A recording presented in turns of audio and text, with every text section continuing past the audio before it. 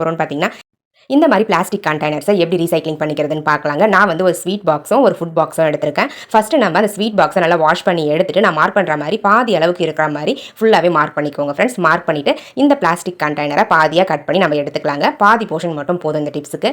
இப்போ நம்ம அந்த பிளாஸ்டிக் கண்டெய்னருக்கு பாட்டமில் வந்து பார்த்தீங்கன்னா இந்த மாதிரி க்ளூ அப்ளை பண்ணி விட்டுட்டு சர்க்கிள் ஷேப்பில் வச்சுருக்கீங்களா அந்த பிளாஸ்டிக் கண்டெய்னருடைய உள்ளே வந்து இன்செர்ட் பண்ணிவிட்டு இந்த மாதிரி ஒட்டி விட்டுருங்க ஃப்ரெண்ட்ஸ். அவ்வளோதாங்க. ஒட்டி முடிச்ச பிறகு டாப்பில் வந்து பார்த்தீங்கன்னா கத்தியை ஹீட் பண்ணிவிட்டு நீங்கள் அழகாக ஒரு ஹோல்ஸ் வந்து போட்டு எடுத்துக்கோங்க. நீங்க எந்த ஹூக்ல வந்து ஹேங் பண்ண போறீங்களோ, அந்த ஹூக் வந்து உள்ள இன்சர்ட் ஆகுற மாரி நீங்க ஹோல்ஸ் வந்து போட்டு எடுத்துக்கோங்க. அவ்வளோதாங்க ஃப்ரெண்ட்ஸ். நம்மளுடைய சூப்பரான ஆர்கனைசர் ரெடி ஆயிடுச்சுங்க. இந்த ஆர்கனைசரை உங்களுக்கு தேவையான இடத்துல கிச்சன்ல இந்த மாதிரி ஹேங் பண்ணி வச்சுக்கிட்டீங்க அப்படின்னா, இதுக்குள்ள நீங்க மசாலா பாக்கெட்ஸ்லாம் போட்டு ஸ்டோர் பண்ணி வச்சுக்கலாங்க. நார்மலா நம்ம கிச்சன்ல நிறைய மசாலா பாக்கெட்ஸ் யூஸ் பண்ணுவோம். அதை யூஸ் பண்ணிட்டு அப்படியே நம்ம ஏதாச்சும் ஒரு இடத்துல வச்சிருவோம். அது கீழே விழுந்து கீழே மசாலாலாம் கொட்டிக்கிட்டே இருக்குங்க. அதை அவாய்ட் பண்றதுக்கு இந்த மாதிரி ஒரு ஆர்கனைசர் ரெடி பண்ணிட்டு அதில் நம்ம போட்டு ஆர்கனைஸ் பண்ணி வைக்கும்பொழுது கம்ஃபர்டபுளா இருக்கும், பார்க்கவும் நீட்டா இருக்கும், கீழேயும் சிந்தாம இருக்குங்க.